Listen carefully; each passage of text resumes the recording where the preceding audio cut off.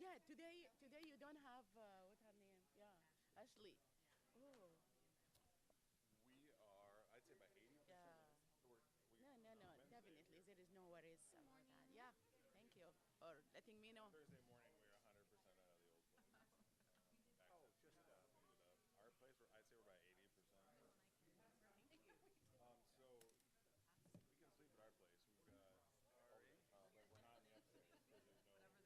Good morning, Sean. Yeah, I'm good. Thank you.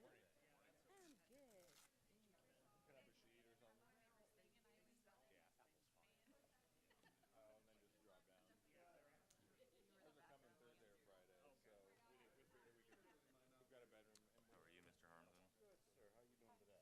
I am all right.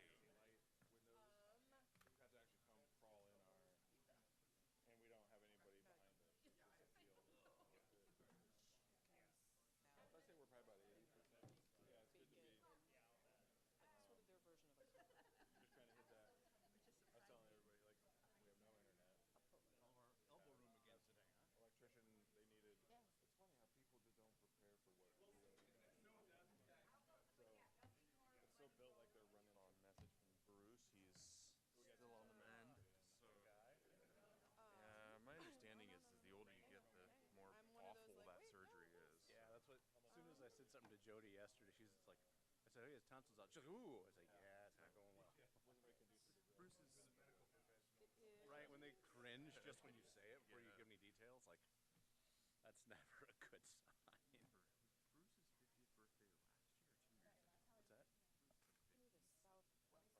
Bruce's 50th birthday last year or 2 years ago. What's that? No, I think he's not quite. Well, He's a anyways, couple years he's younger about than that. there, right? Yeah, I Right mean, here. he's close to that. He's a He's little bit not younger than 12 that. anymore when a lot of people have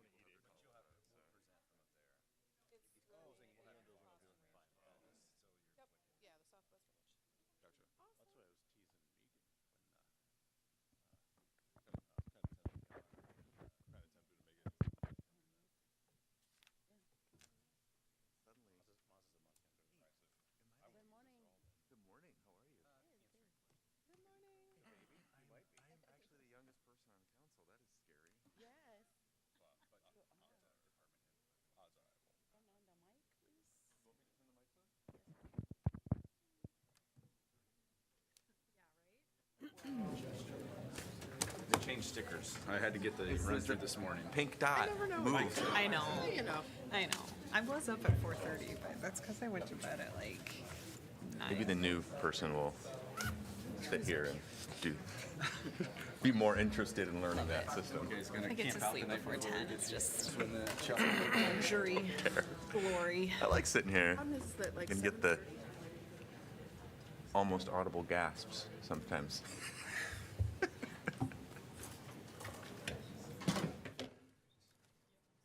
Yeah, there's that too. All right. So Okay, good morning, everyone. It is January 13, 2025. We're going to start, and it's 8 a.m., we're going to start the City Council budget work session agenda.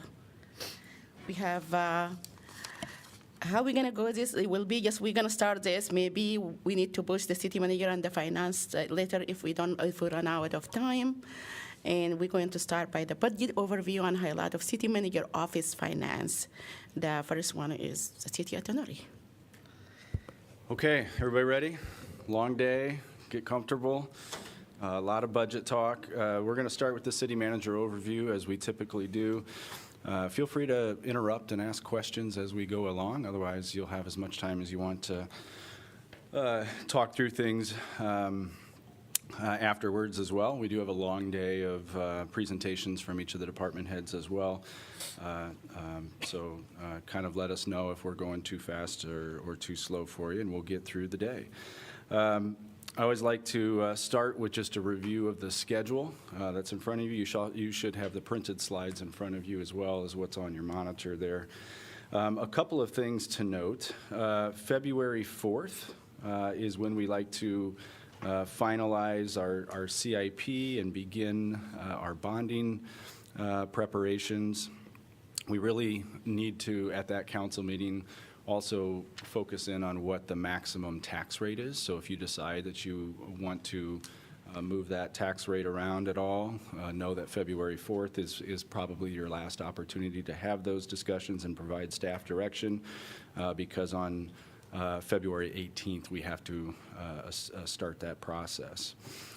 March 11th is also about the time in which we need to have all of your expenditure decisions at that point.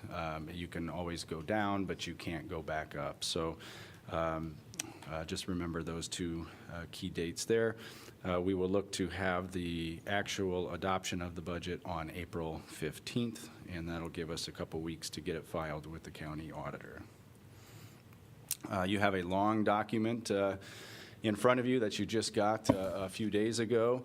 It's a difficult document to work through. What I like to do is just really try to have you key in on a few different sections of that budget, so we won't go through all those, but as you spend some time over the next couple of months looking at the budget, here are a couple of sections that I would suggest you go through once or twice to make sure you're familiar with there.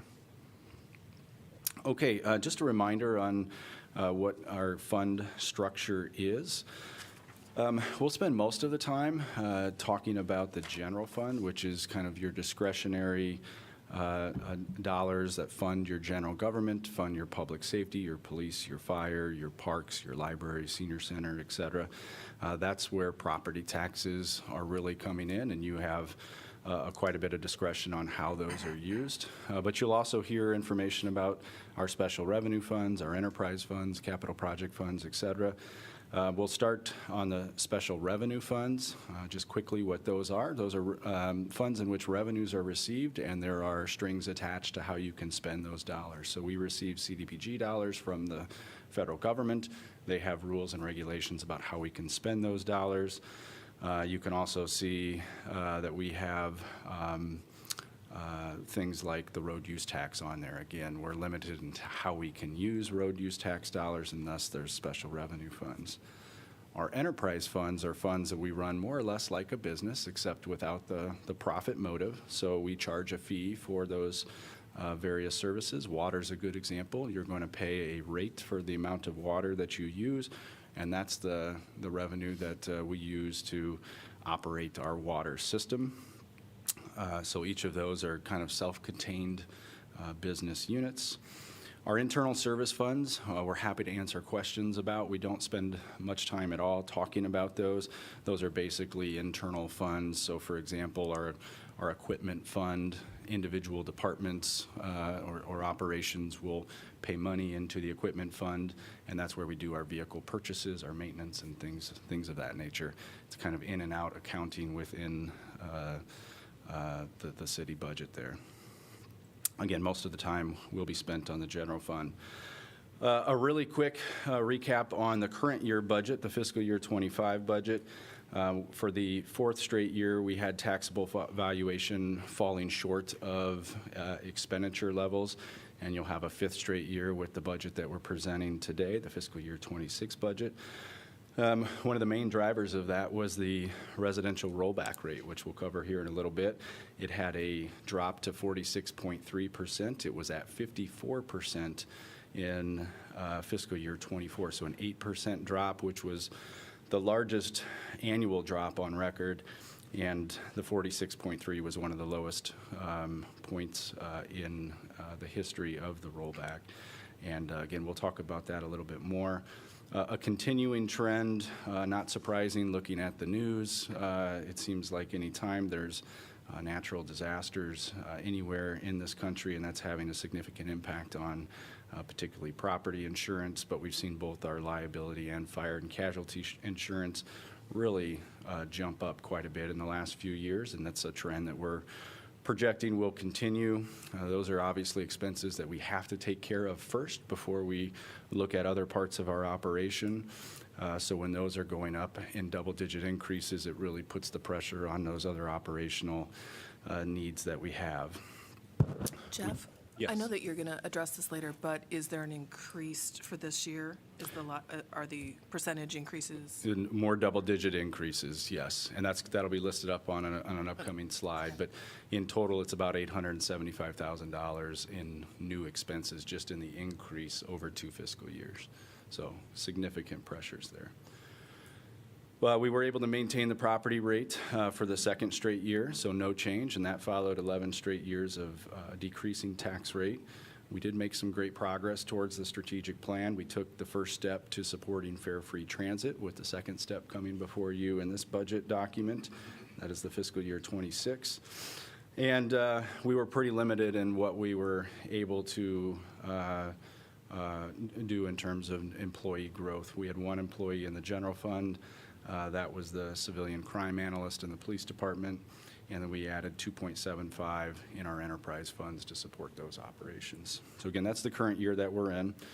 We're going to start with a talk of all the significant headwinds that we're facing. And we've been talking about these. These are not foreign. These are things that have been in front of the city council all the way back to 2013, 2014, when the first round of property tax reform was enacted by the state legislature. However, the challenges are getting increasingly difficult for us to navigate. And as I mentioned in my transmittal letter in the budget document, we are certainly facing the most difficult budget time since I have been here.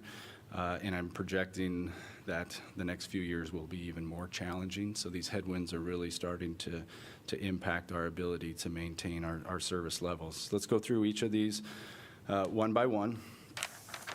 In 2013, the state reduced commercial and industrial taxability from 100% to 90%. So instead of paying taxes on 100% of your commercial or industrial property, you paid taxes on 90%, which is still that same percentage today. The state did provide a backfill. They tried to make cities whole for this, and they did for a number of years until fiscal year 23, when they started to scale those dollars down. So we were getting $1.5 million annually from the state, which is the equivalent of about 14 to 15 employees in our organization. And then you will see that fiscal year 26 is the last year we'll receive any backfill from the state. We'll receive about $308,000 is what we project. And then in next year's budget, we will no longer have any backfill. So going into next year's budget, we already know we've got to reduce $300,000. We won't get that revenue. There was a second backfill created in the 2022 legislative session. What they did is they converted a property tax credit that was also provided in 2013 to a tax exemption, and local governments get to bear the brunt of tax exemptions. The state has again created a backfill for this, but they were very clear in creating that backfill that it is likely not going to continue to be available beyond 2030. We've already started to see this revenue source start to decline. The table on the screen tells you which funds that increases with the biggest impact to the general fund. So by 2030, we expect this will be fully phased out. But certainly over the next few years, we'll expect to see continued erosion of this backfill. Okay, this is the residential rollback that we talked about. So there's a lot of years on the screen here. This goes all the way back to 1978. And you can see in 78 to 79, we had a sharp decline. And then it's been kind of year to year, pretty minor increases or decreases. There's definitely some trends of ups and downs. But it was rare until last year to see more than 2% movement on an annual basis. And then you can see going from 54 to 46%. So what this means is if you own residential property, this is the percent of the value that you're paying taxes on. So just like I talked about with the commercial and industrial paying 90%, residential right now is paying 46% in this tax year, and that goes up about 1% to 47% for fiscal year 26. The note at the top in green tells you that a 1% change is about 1.1 million. So that's a pretty big jump when you go from 54 to 46, as we took last year, and every percent's $1 million. That was a tough one for us to take, and we're continuing to adjust to these 40% residential rollbacks. The thing to remember now is that multifamily property is included in this rollback, right? So we went through this long period from 2014 up until last year in which the multifamily property, which used to be commercial, was phased into this residential rate. It is residential now. So going forward, we have about 82% of our tax base tied up with this factor. So these percentage swings mean more today than they ever have for the city, with multifamily properties being included in those. This rate is set by the state. It's released about November 1st or so every year, and there's a statewide formula based on the growth across the state that dictates what this percentage is. Big pardon on interrupting, but just to be clear on that, when we talk about multifamily, we're talking pretty much landlords getting a huge tax cut over a period of 10 years, basically paying about half now what they used to pay a decade ago. Correct, accepting that valuations probably grew over that time too, so their property values probably grew, but yes, the percentage of their property that's taxable was more than cut in half. Do you know, when you take a look at our year-to-year budget drop, income drop because of this, how much of that is broken out? And if you don't have this, that's okay, but broken out to like what it would have been had the multifamily been left, is that even at 90%? Yeah, I don't have the annual numbers, but from the 2014 year, so the legislation was passed in 2013, from 2014 to right now is about $30 million in cumulative revenue loss to the city over that period of time. I think I kind of looked at this. I think it's around 6 million it would have been just this year alone. And again, that's kind of estimating based on what we know the multi-res was and how it increased. So about 6 million, I think it would have been this year. So when I look at that, I hear $6 million in burden for running the city shifted from multifamily landlords, some of whom have quite big facilities here in town, to spread out among us individual property owners. So that's what I hear anyway. I just wanted to kind of make that point for those people that are listening in and just connecting some dots. Yeah, I think that's a good point, and we won't spend a whole lot of time today thinking about property tax reduction in terms of what's coming forward, but I think what's been concerning for us is there's never been a holistic review of property taxes, right? So there's been efforts to go in and address what legislature may see as a particular issue, like taxes are too high on this particular property class. And what you do is you kind of squeeze that balloon, so you relieve pressure somewhere and you push pressure somewhere else, and that's what you're describing. I want to make sure I fully understand, too, that single-family homes, whether they're owned and owner-occupied or rented, are all categorized as residential. Duplexes are residential, but anything above a duplex is Residential. is all residential. All residential. Previously, was multifamily starting at more than a duplex? Or And was the residential how did that change? Is it simply the occupancy being owner occupied versus rented, or is it the quantity of units? I'm not 100% sure on that. I'd have to get back Okay. on that one. Well, either way, it harms Yeah. Iowa City, but I am curious about that. Yeah. But this graph, Jeff, showing both residential and the multifamily, right? Correct. As of the really last fiscal year is when those two merged. Okay. Previous multifamily, prior to 2013, it was commercial, so it was 100%. And then it would have gone to 90, and then it went down about 4% a year until it merged. Building permit trends, we like to look at these. These is the construction value in calendar years. These are leading indicators. So as we think about building our tax base, we look at what kind of permits we're issuing, and we can kind of project out what that may mean for our tax base. And the story here is that when the 2013 tax reform was entered, you can look at those years, really 2016 to 2019, where we were averaging over $200 million in permits per year. That allowed us to grow past some of those challenges, or at least maintain status quo operations.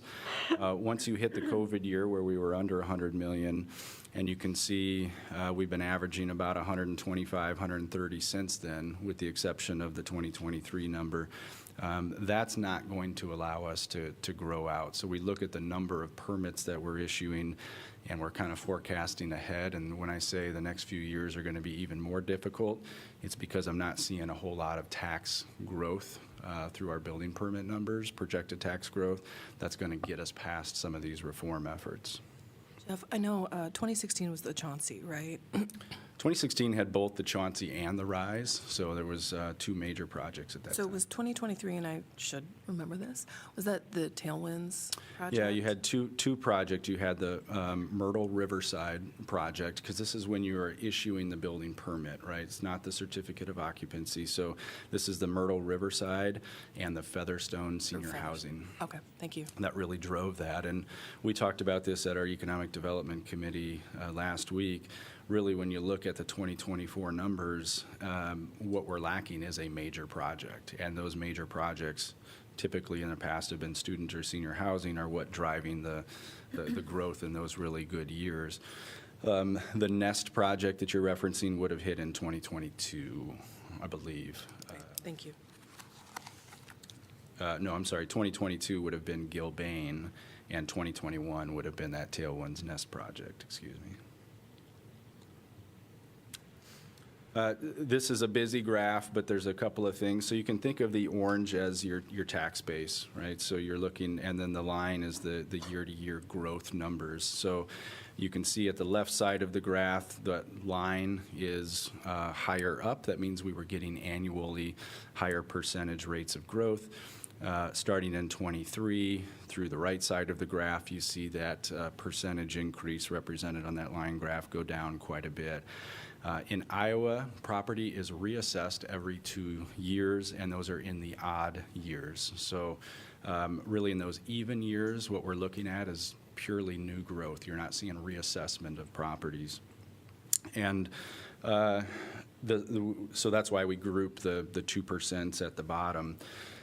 And again, you can really see the difference between the 1105, the 1046, the 1178. When your tax base is growing on average 5 to 6% per year, that's where we need it to be to maintain those status quo operations. As we move into fiscal year 23 and 24, you see the negative growth over those 2 years, and you see the 5.87% growth, or on average a little less than 3%. That's not going to be sufficient to maintain those status quo operations. And if you look back at just the last 5 years, so fiscal year 22 to what we're projecting in fiscal year 26, it's less than 2% per year taxable growth. Unfortunately, we see those same numbers probably being projected out in the next few years, which is why we've expressed so much caution with this budget going forward. State of Iowa property tax reform, we covered the 2013 one pretty good there. So what we haven't talked about is the 2023 legislation. There was new military and senior homestead exemptions. So if you're a property owner, a residential property owner, and you served this country, or you qualify as a senior, there's an additional tax incentive for you. And we estimate that action took just under $28 million off of our tax rolls, and that's a little over $400,000 per year in revenue lost to the city. So not debating whether that's a good policy decision or not, just simply stating the fact that policy decision has real implications on our budget. And then the big piece is the library and emergency levy being phased out. It'll be about $2.1 million in lost revenue when fully phased. Those two will be fully eliminated in fiscal year 29, but it could be sooner. So the way the state structured this is the faster you grow, the faster it phases out, but we will be fully phased out by fiscal year 29.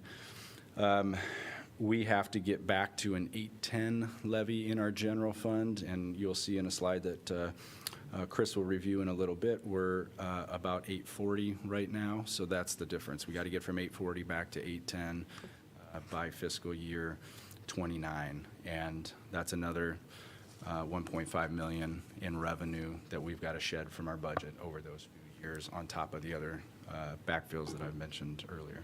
I know that this is more just what's happening, but is there any, was there any explanation for why the decision was made to roll it back to 810?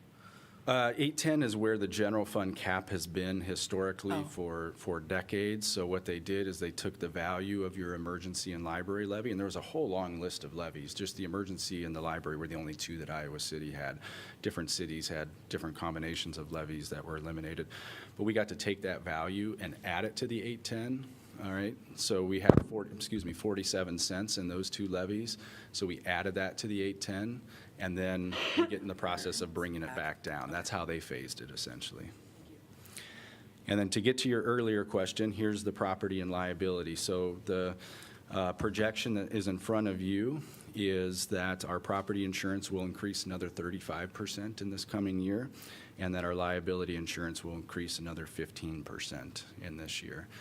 So again, as we start the budget process with our departments, we're looking at these figures and saying, okay, we've got $875,000 over the 2 years that really have to be addressed before we can start looking at those department budget requests. Just a quick question on the insurance piece. Jeff, I know in the past we've talked about the city being self-insured. Can you just kind of explain a little bit what these premiums are for compared to what we maybe save ourselves, or how we manage that risk? Yeah, you want to take a stab at that, Nicole? Sure. So we're self-insured, but have like, what do I want to say? For like large claims is when the insurance will kick in. So I couldn't tell you exactly what that deductible is, but I think on our equipment roof that was around 500 or so in total. We're paying $250, and the insurance company is picking up the other $250, something like that. So yeah, it's something our brokers look at every year as far as where should we keep those deductibles. But yeah, as Jeff said, the market is not good. Our brokers were just here. The numbers were looking a little better, and then the fires happened in California. So we'll see we won't get our actual rates for FY26 till sometime in June. And just to close the loop on where my question is coming from, even with an $875,000 increase in our costs over these 2 fiscal years, we think that those policies are worth the cost, right? I mean, Yeah. we're looking at how that all balances out and feel Absolutely, confident that's what we need to do. we do everything we can to keep those lower in terms of the measures that we can take, but the world around us is absolutely changing and driving those numbers up, yes. Thank you. Okay, I'm going to step aside and turn it over to Chris O'Brien, who's going to walk you through the revenue portion of our budget presentation.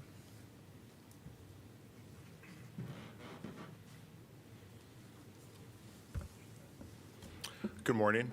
From the revenue side of things, I think it's important, following Jeff's overview, to keep in mind a lot of the property tax information that he's kind of laid out here plays directly into what we're going to see from the revenue side of things. And I think this first slide, keeping in mind this is all revenue sources. We'll kind of get into the general fund here in a second. So even when you're taking into account all of the enterprise funds that we have, all of the funds, or all the different budgets that we have, property taxes still makes up about 1/3 of what we're talking about as far as the revenues that come into the city. So all of these constraints that we've seen, that we've talked about as far as the property tax reform, impacts everything as far as what we do with the city. Now carry that forward to when we're looking at the general fund. You're looking at 2/3 of the revenue that we bring in for the general fund come from property taxes. Several other things that play into it. We can talk if you have specific questions about some of the other components to the general fund revenue sources. But that 66% that comes from property tax, it makes it difficult as things constrict for us to continually fund our sources moving forward. I think the miscellaneous being the other key component. That's where you start looking at kind of chargebacks, fines. There's things that play into that. It's a catch-all of a lot of different revenue sources.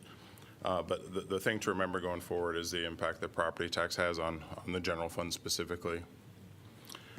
Jeff kind of stole the thunder for the next slide. Can I ask a quick question about intergovernmental, Yeah. that segment of the pie? this is, I understand, a revenue slide. In Iowa City, what is our intergovernmental inflow versus outflow? Like, I mean, are we a revenue generator, or is it an expense to collaborate with other governmental bodies? Do we? So Are these just, is this just state funds coming to us or county funds coming to us, No, or is this so- an exchange of services? So, right, so like your grants, a lot of like your federal, state grants, and then 2080 agreements that we have with other entities. So it's kind of I'm trying to think of what we have as far as going out for 2080s. It's mostly incoming, so it's mostly a revenue source. And this also include the backfill that we receive, we're not going to receive again? Correct. Yeah, so that, and what you saw, so there was a 2.6% decrease from the prior year, and most of that was related to that backfill phase out. So that's where you saw that decrease come from. So as I mentioned, Jeff did a good job of kind of stealing the thunder from this slide. He mentioned that by FY29, that 840 that you see up in the upper right-hand corner of this slide has to be down to 810. Now, my understanding is it could also be sooner depending on what growth rates happen. But one of the other things that we wanted to note on this one is if you look at how we maintained that 15.633 this year, was we kind of flipped the debt service and the employee benefits to where we raised one, dropped the other one to kind of cover in order to maintain that 15.633. And Jeff also mentioned that dropping to 810 will be about a $1.5 million per year revenue hit for the city moving forward. But we did want to highlight the fact that the employee benefits and the debt service sort of did a flip from 25 to 26 in order to kind of maintain that balance. Questions on this one? Like I said, I know Jeff covered a lot of it, but there's really a lot going on in this slide as far as how it pertains to what we do moving forward. Very big picture question, just a policy question to maybe put on the table. Yeah. We're talking about that overall levy being $15.66, 63. Thank you. And that being flat the last 2 years. I know that prior to that, it had been coming down for 10, 11, 12 years. What kinds of factors would staff look at as far as ever recommending an increase in that overall rate?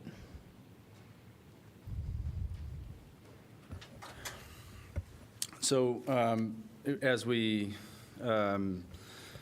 looked at it this year, the employee benefits, dropping the employee benefits level and raising the debt service. One of the things we're going to talk about in subsequent slides is why we have to increase debt service. We don't have to. Why we think we should increase the debt service, and that's a lot of the inflationary impacts on our projects. It's the fact that we can't use general fund to support capital as much, so we've got to be able to build that debt service capacity.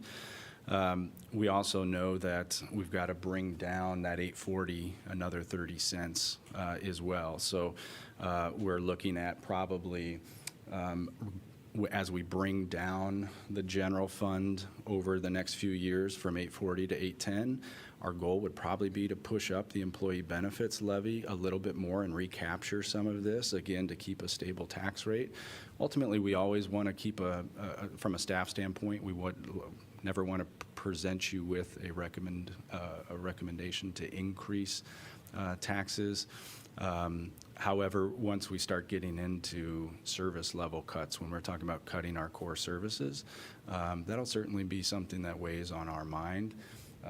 As we project out ahead, what we think we will try to do going forward is take the 30 cents off that 810 in the next few years and add it into both the employee benefits and the debt service to keep it flat. So our goal is to get through this with a flat rate and also build debt service capacity. I don't know who can answer the two levies, transit and tort. I understand probably have maximums to them, and I don't know where we are with those. And the reason I'm specifically focused on transit is when we later talk about how we support the free bus. I know that we're coming up with lots of creative solutions to support that bus, but why is it not just part of the transit levy? Yeah, transit, that one's been maxed out for as long as I can remember. So even back to when I was actually with Parking and Transit, we've had that 95-cent transit levy that's been there the entire time. So that one has been maxed out for Ever? as long as any of us can remember. Yeah. Okay. So you were sort of talking about the trends. This doesn't go all the way back to when we started the decline in the property taxes, but we had, like Jeff said, once again, an 11-year drop, followed by, this will be the third straight, as we propose, this will be the third straight holding steady that we had 2 years that we held steady, and we're proposing a third. I think back when we first started the drop, Iowa City was one of the higher property taxes that there was in the state. Now we're kind of sitting in that middle of the pack.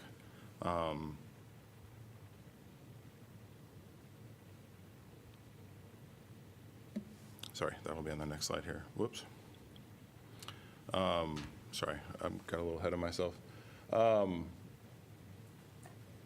think all of us understand that the residents here want to maintain lower property tax rates. I mean, that's something I think that back when Tom was here and Jeff has continued, is that constant trend of making sure that we're not overly raising taxes. You're going to see a slide later where we show how we compare to comparables in Iowa and just some of the changes that you've seen both with Iowa City and then with a lot of our neighboring communities that really, I think, tells a story of what Iowa City has done over the last 10, 15 years versus what we've seen others do over that same time period.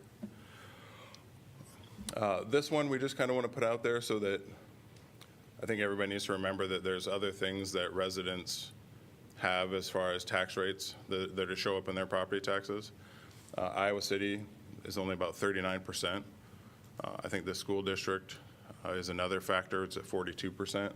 There was a time here in the last 10 years or so that Iowa City, this is kind of flipped, where what Iowa City had was around 43%. And I think just with the pressures that I think every entity, county, school, all the other entities that factor into the property tax rate have felt, there have had to been changes that have made that have kind of flipped that, where Iowa City, that trend of us dropping our taxes has shown as we've dropped down into that 39%. That's 39% of the total tax rate. And you've seen Iowa City School District kind of get up into that 42% as they've had similar pressures to what we've had. This was the one I was talking about as far as the slide of where other entities are. I mean, Waterloo is kind of an outlier. I think with the others, you've seen sort of a almost less than double-digit growth or less than double-digit reduction, but we've seen a spike in Waterloo. You've seen Iowa City. We've kind of dropped below the Davenport, Des Moines, Cedar Rapids over that time frame, inching closer to some of those communities that are just below us. But I think it's told, like I said, quite a story, and especially when you see that we're once again proposing in 26 a flat rate with no increase. And I'm guessing that we'll probably see others that potentially have additional increases moving forward as they have the same pressures that we have. Questions on the slide? Kind of tells the story. I think maybe just the perception of Iowa City as such an expensive place to live in the state, is that related more to the valuations of our property? Are they per acre a lot higher than some of the other cities? Yeah, I think that would be, we would agree that it's the valuations versus what others maybe see. Mm-hmm. I think obviously having a strong university community, I mean, there's a lot of things that I think while others may have seen decreases in, we've kind of held just due to the way Iowa City is versus some of those other communities. That also explains why when people are actually paying their property taxes, they're not necessarily seeing it drop, correct? It's because the evaluations keep going up. Correct. I keep having this conversation with my husband, but I just wanted to put this out. Yeah, my wife and I had that same one over the weekend, so. So as we're looking at, I know we've spent a lot of time on property taxes, but I think some of the other things that we want to talk about are those the other, what we would consider, and I'm putting in air quotes, major revenue sources. you know, I think there's this perception that, oh, the hotel motel tax is a huge driver of city revenues, when in fact, if you really look at it, you know, you're talking $2 million on a substantially larger budget than that. So when you see increases in that hotel motel tax, and granted, we're seeing very positive trends coming out of what happened during COVID, where we took some steps back. It's just a drop really in the bucket of what we need as far as providing the revenues that the city needs in order to maintain its budget. I'm trying to remember, in 18, that dip, I think it was, if I remember right, was the graduate. Obviously, and then we kind of hit COVID, which put quite a hit on the hotel motel industry, and then we've come out of it pretty strong here these last 3 years. But still, we're at $2 million, which overall doesn't really get us to where we need to. And I think one of the things that I know Jeff has kind of talked about, and I know he's talked to you guys about, is that need for additional revenue sources. That while we keep seeing constriction in the property taxes, there's not a lot of options that we have in Iowa in order to try to make up those drops that we're seeing from property tax revenues. So this values that we're seeing up here, is this the amount that Iowa City gets? Because my understanding is motel hotel tax is done in the aggregate for multiple cities, and then it's divided by a ratio, and then we get half of that for public safety, and the other half goes back to, am I misunderstanding how that mechanism works? Yeah, so this is what's collected in Iowa City. There's no sharing between communities. So this represents Iowa City hotels remitting to the state, and the state then remitting to us. And then, yes, there's a formula on how it's distributed. So the CVB, Correct. this is the CVB portion? No, that's maybe what I'm confusing it, or? Yeah, 25% goes there, like 47%, 47 and change is PD, and I think the remainder is Parks and Rec.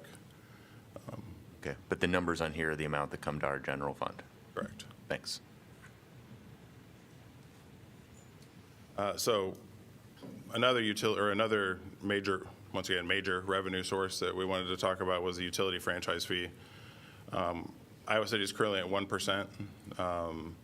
2009 is when this was enacted. Iowa City kind of jumped on it right away in 2010. I think we implemented a 2% right away and then backed it off to 1% pretty quick. And as you can see, in 2024, we're at $983,000, which once again, you're talking half the hotel tax.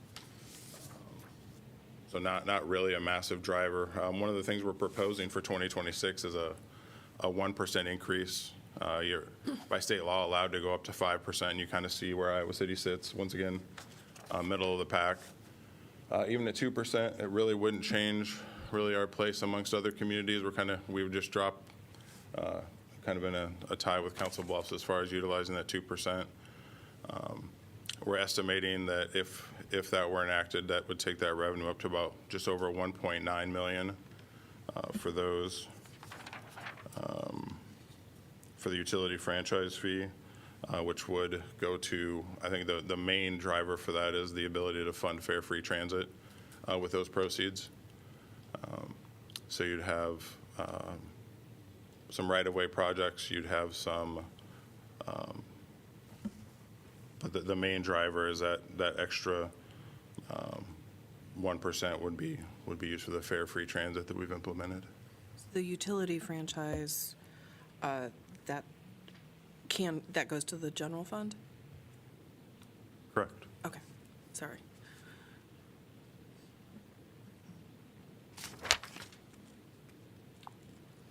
You said if we increase it to 2%, that will generate double the amount? Correct.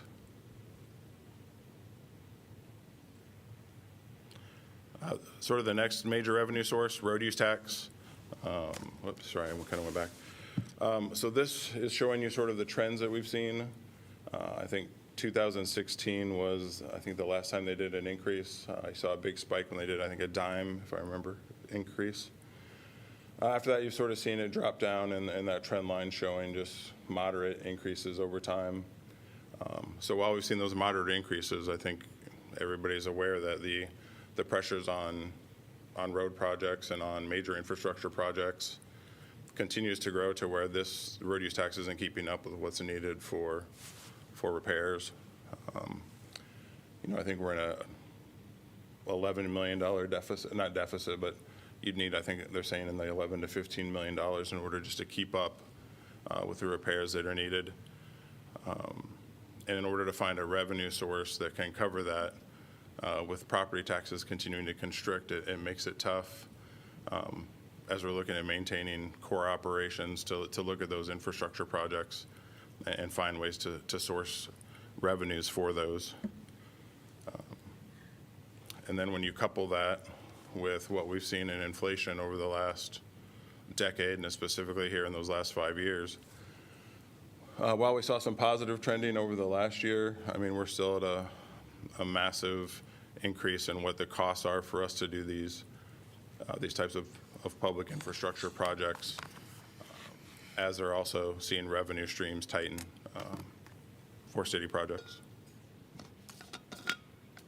Which kind of brings us to kind of tying this all together from the revenue side is one of the revenue sources that I know we've come to you about before is the lost.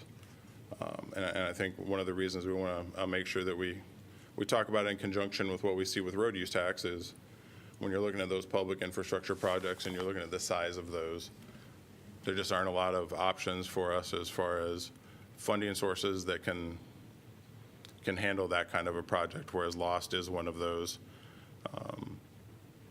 And like I said, I know we've kind of gone into at-length discussions with you on this before, so I won't spend a lot of time on this, but we just wanted to make sure that it was on your radar as we were having these discussions about what one of those major revenue sources could be, and one of the few options that we have as a city in kind of the wake of what we're seeing from the state in order to get at some of those projects. Do we have an estimate of what the 1% lost for Iowa City would be annually now? I understand it may make a difference who near us also adopts it, but if it was 8.8 million back About the same. 12 years ago? It's about the same. Okay, thank you. And if you want to equate that to a project, if you look at something like Court Street, which we're looking at as a $9-ish million project, that would be one project. Is the reason why, like I'm seeing Cedar Rapids, their purpose, they're able to say it's 100% street repair, is that because it went into effect in 2009, that it's grandfathered in? So that, okay.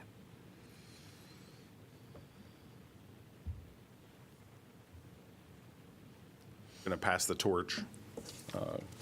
Kirk will be doing the expenditure portion of this. You all have to draw straws.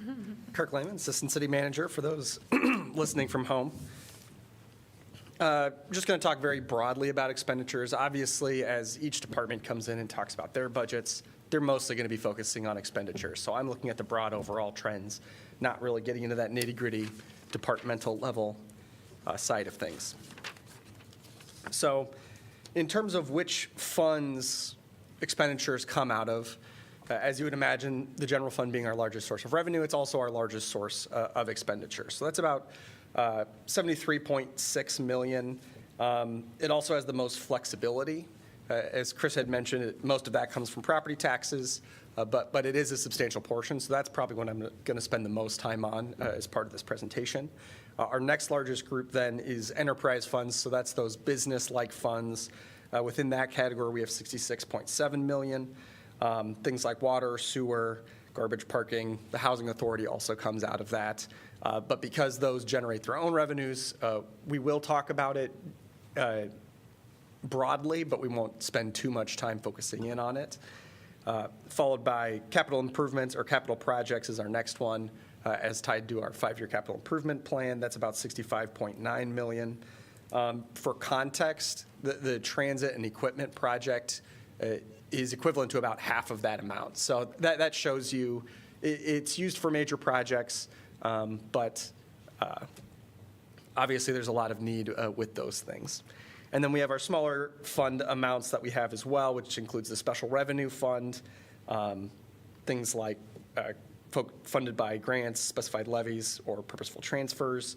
And then also our debt service fund, $14.4 million, which accounts for our payments on general obligation bonds and tax increment revenue bonds as well. So like I said, most of the time I'll spend on the general fund expenditures. I will also go over debt service, and we'll cover the enterprise fund balances more generally. And then you'll all have a separate session that's on the CIP to talk more about those large capital projects. So within our general fund expenditures, a lot of it goes towards public safety. In terms of departmental revenues or departmental expenditures more generally, about $29.7 million goes to fire or police. Those are obviously 24/7 operations. They're very staff intensive. So that's a significant portion of our general fund budget. And they don't generate additional revenue through other sources generally. We also spend about $20.2 million in our parks, library, and senior center departments. And then $14.2 million on kind of our internal departments like clerk, the city attorney's office, city manager's office, and finance. And then about $9.4 million for neighborhood development services, public works, and transportation services. The reason those are so low in our general fund expenditure categories are primarily because they get income from other sources. So you think of transportation services, obviously you have lots of grants, similar for NDS. When you have the housing authority bringing in money, they also bring in rents. Or public works, where you have a lot of those enterprise funds. So within our general fund, looking mostly at the way that funds are used, so this is not tied to departments. The graph up there is tied to how funds are used. We spend about 39% of our general fund on public safety. So that does include police and fire generally. It also includes things like building inspections, things in other departments that are tied to public safety. And then we also spend about 23% on culture and recreation. So that does include library, it does include some parks expenditures, but it includes other investments as well that we make. Now, comparing that to other communities that we see across the state, especially those that are our peer communities, with peer communities, you usually see them spending about half of their general fund on public safety. In all cities in Iowa, it's about 44% of general fund on public safety. And then you see them spending less on culture and recreation. So we are in a really fortunate position where we are able to invest in culture and recreation and still provide high-quality public services. As you'll recall from the POLCO survey presentation that I gave the other day, we have really positive ratings on categories tied to education, arts, and culture, especially how we stack up against other communities. And a lot of that's tied to our investment in it. But we are also able to maintain those public safety expenditures and high qualities of service with a pretty lean budget. But that also means that there's not a lot of flexibility in how we do that. We obviously want to make sure that we continue to provide high quality services as we look at these. And when it comes to how we spend our general fund expenditures, then most of that's personnel. A lot of that's tied to, especially those staff-intensive services, but about 3 out of every $4 goes to personnel. So a lot of that's driven by things that are bargained, things like salaries, things like benefits. It also means that if we make cuts into our budget in the future, or to the general fund budget in the future, that does have implications for our staffing levels and potentially layoffs if we continue to see restriction in these things. We also spend a substantial amount on services, or about 1 in every $5.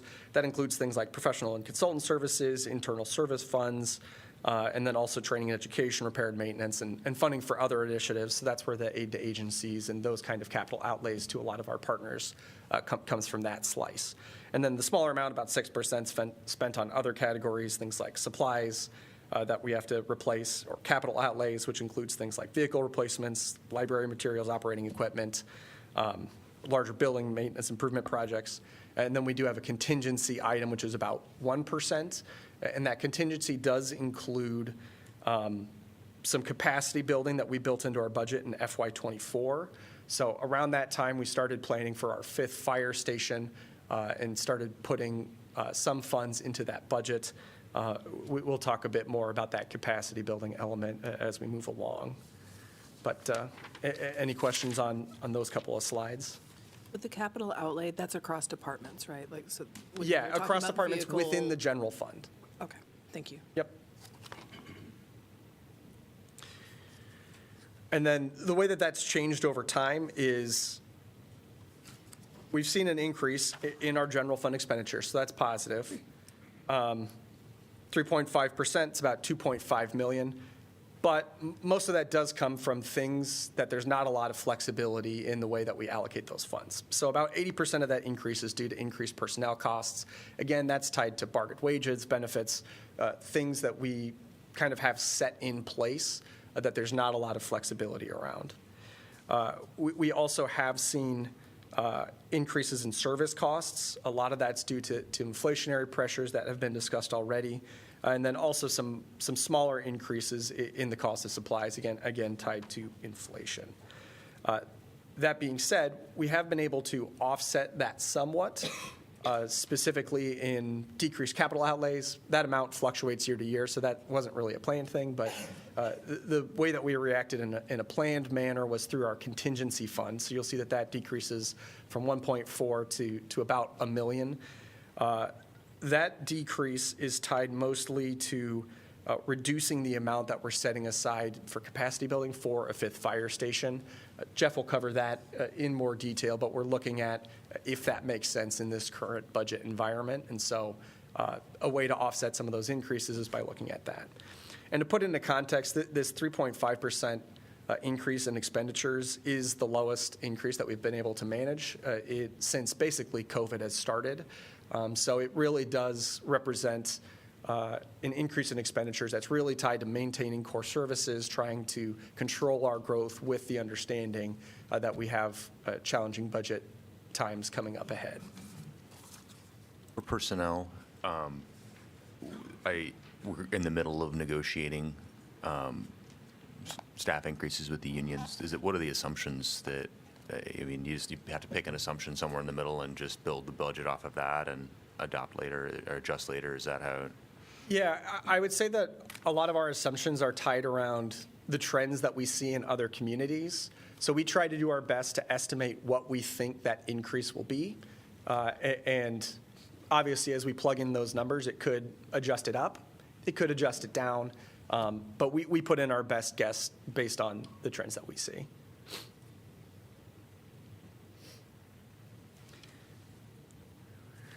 And that takes us to debt service. Again, as a reminder, this is payments on general obligation and TIF revenue bonded debt. Our debt service is funded by a specific levy that doesn't have the same cap on it that our general fund expenditures do. That being said, we do have an adopted policy from 2015 that council adopted, our city's debt management policy. That does place 3 guidelines that we use. The first is not a guideline, it's a hard cap set by the state, which is that we cannot increase our debt service to more than 5% of our total assessed property value. The second is an internal policy that sets our debt service levy as 30% of our total levy. And then the final is a goal to try and have our net outstanding debt be 0.5 or 75% of our total value. And that's tied to our Moody's, the way that they look at debt.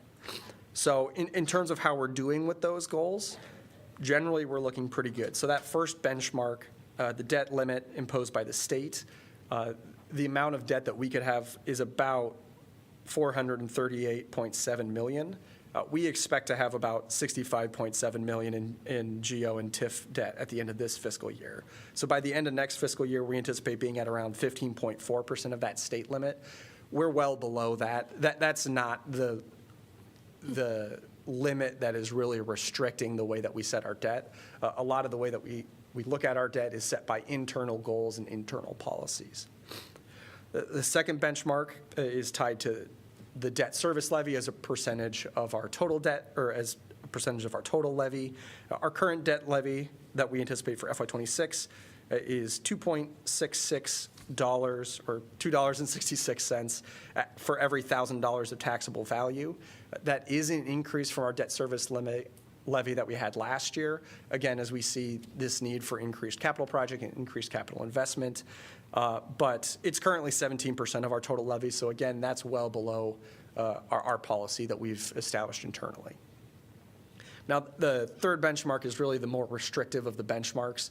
It's tied towards maintaining a AAA creditworthiness bond rating. So there's a lot of value in having that low bond rating. It means that less of our payments go towards interest and more of our payments go towards the direct costs that we want them to, such as strategic plan initiatives. So obviously that's a positive thing. But in terms of hitting that goal of 0.75% of our total assessed property value, for FY26, we're going to be at about 0.77%. So we're not quite at that target. I think we hit the target last year, and we've had to increase it since then. That being said, when the policy was set, we were significantly higher than we are now in terms of that percentage. So we've seen that come down over time, and we're still pretty close. But it's an important goal to keep in mind, even as it will be more and more challenging in the future. As property tax reforms shift more pressure onto our debt service levy out of our general fund. So it's a challenge, but it's also has some really positive effects for the city. And in terms of talking about that Moody's AAA rating, just wanted to dive a bit more deeply into how we compare to other communities. So in 2024, Moody's did reaffirm our AAA quality bond rating. We've had it for many years now, which has been a really positive thing. We are among 11.6% of cities nationally with this rating, as you can see in the chart here. So we are at the top, and that does exclude junk bonds, as some cities don't even really have a rating. They're just a wild gamble as people invest in those. But the factors that Moody's uses to look at these bond ratings are things like revenue characteristics. So that's things like our income levels that we have relative to U.S. and averages. We also look at our market position. So that's things like revenue, predictability, and stability, our asset condition and utilization, making sure that we're maintaining things in good quality. And then they also look at our financial position, so things like our debt service management, our fund balance management, and our budget flexibility that we have. So, for example, if you cap out all your levies, it's going to reflect poorly, as if there is a challenge that comes up, you're not going to be able to react to it in any meaningful way. And then finally, debt affordability, which is our ability to issue additional debt and make sure that we're not over leveraging ourselves. So in our credit reports, Moody's is very, very complimentary of our budget management practices and our effectiveness just as an organization overall. They recognize that we provide high-quality services and that we do it with a relatively lean budget. But they did note that bond ratings could be negatively impacted if there's a substantial and sustained increase in the reserve or the reduction of our reserve funds that we keep on hand in case of emergencies, or if we see a large growth in our debt leverage. So it's important to keep those factors in mind as we look forward to the future. Again, maintaining the strong financial position that we've been able to place ourselves into will be more challenging in the future, but it does lower those borrowing costs for us. I'd like to just highlight something real quick. One of the things, and please correct me if I misstate, one of the things that previously had been part of the budgeting and the value of saving money through general funds to put towards these capital improvement projects or other kinds of projects, whether they be Parks and Rec or whatever, is that we didn't have to borrow money. So one of the impacts, at least as I see it, and certainly correct me if this is a mistake, is what appears on paper like a property tax benefit or rollback for our residents, which in fact just reduces our ability to pay cash, essentially, for projects and forces us to put more borrowing in order to maintain these kinds of things, actually costs our residents more in the long run because we now have to pay money for that borrowed. We have to pay a little extra fee for that borrowed money, so that even though it makes for good headlines coming out of Des Moines that, oh, look, we're going to roll back your property taxes, bottom, as you look out this beyond just tomorrow out to, future years, it seems to me anyway that while we can make this work, we should be, we should point out that this is, the reason we haven't been doing it this way before is because we've been saving Iowa City residents money by trying to at least whenever possible, save up to, pay cash, if you will, versus take out. Is that correct? That's a very fair, good point. Yeah, we've been able to build up capital reserves for projects as a way of reducing the overall cost in terms of those financial costs on interest payments. Yeah, absolutely. Thank you. And also, thank you for the city staff keeping those payments as cheap as possible with the AAA rating. We do our best. And then I did just want to make a last comparison in Iowa as to the Moody's ratings. We are one of 3 communities in Iowa that maintains that rating, the other 2 being West Des Moines, which has higher median income, growing tax base, and newer infrastructure more generally, as they're a newer community in a lot of ways.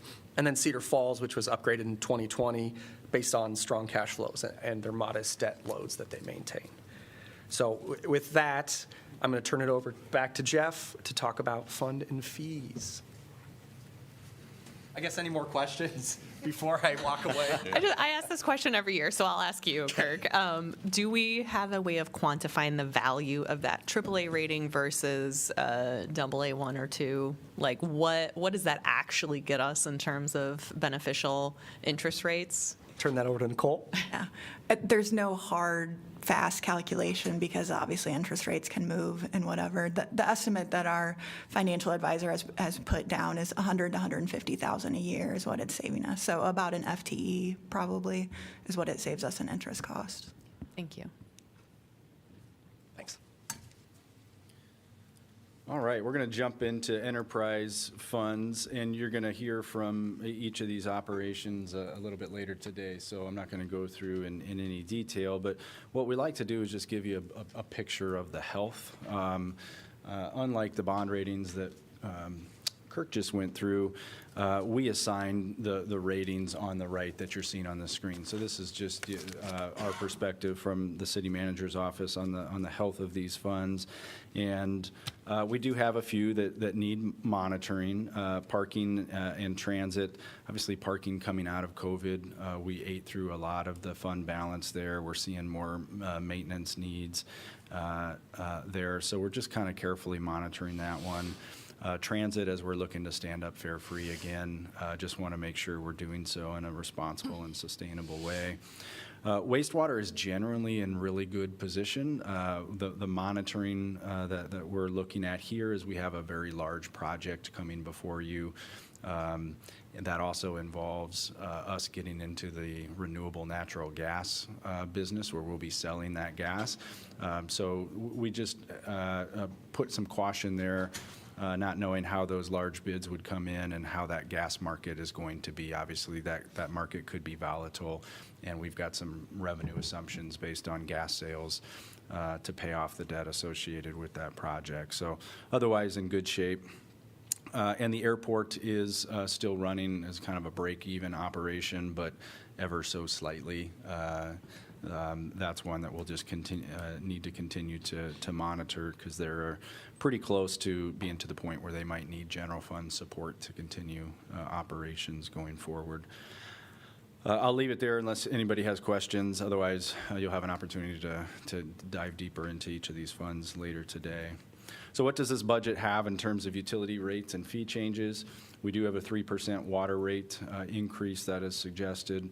It's approximately $1.12 per month per home, and that's really just to support operations as inflation continues to impact the operations of the water division. As Chris had mentioned before, we do have a projected increase of 1% in the gas and electric franchise fee. That would provide about $1 million per year into the general fund that would be transferred to transit to support the continuation of our fare-free transit system. For the first time in about 8 years, we're suggesting that we increase our housing inspection fees. It equates to about a 6% increase. But the way it's calculated is based on the number of units and the number of bedrooms of a particular, so it's a little less straightforward, but you can think of it as about a 6% increase. This would bring in about $60,000 in annual revenue, so not a major source, but essentially what we like to do is cover our costs. So we look at the cost of doing inspections, and those are reflected in the fees we set, and for the last 8 years, we've been covering those costs, and as we look forward, those costs are escalating faster than the revenue from the housing inspection fees. So a pretty modest increase there, but again, just trying to get ahead of what we see as a need for property tax subsidy of that housing inspection program. Yes, Yes.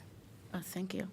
The 3% for the water rate, when you say approximately $1.12 a month per home, I think you're referring to the basic use, right? Probably, yes. I really think that we should put that on, because when we say $1.12 and my bill is $200 a month, it's not going to be $1.12.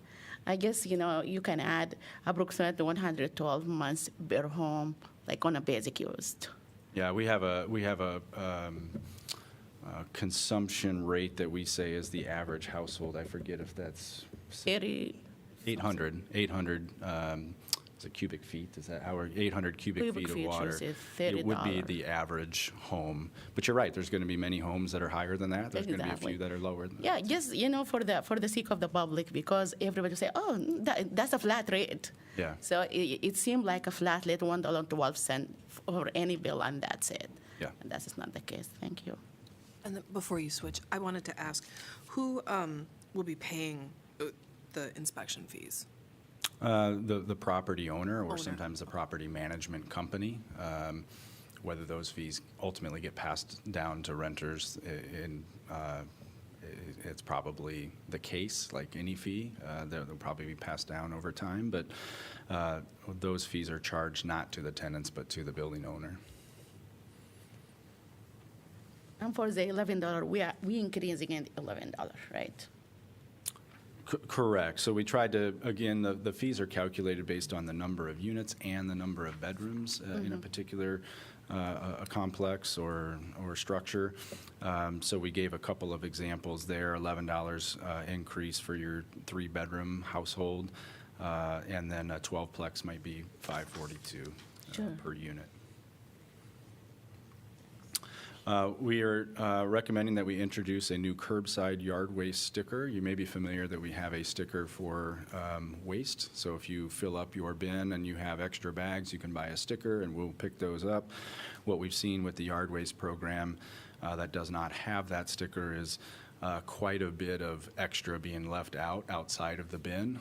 So we're trying to recognize that trend that we're seeing and introduce a $2 curbside yard waste sticker fee. So it would operate very similar to the waste fee, but allow us to capture some additional revenue from some of those super users of our yard waste program. So I'll admit I might be a super user.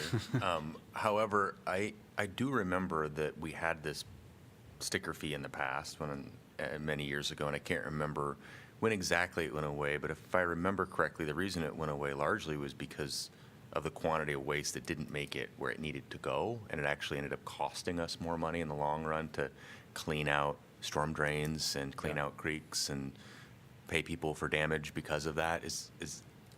Are we repeating a mistake? Yeah, that's a fair question. I think we're trying to strike a balance there. So what Councilor Moe is referring to is that if you make it so expensive to people throw out their yard waste, they're probably going to dump it in a nearby creek or in some other place that ultimately can cause stormwater complications and more expensive fixes down the road.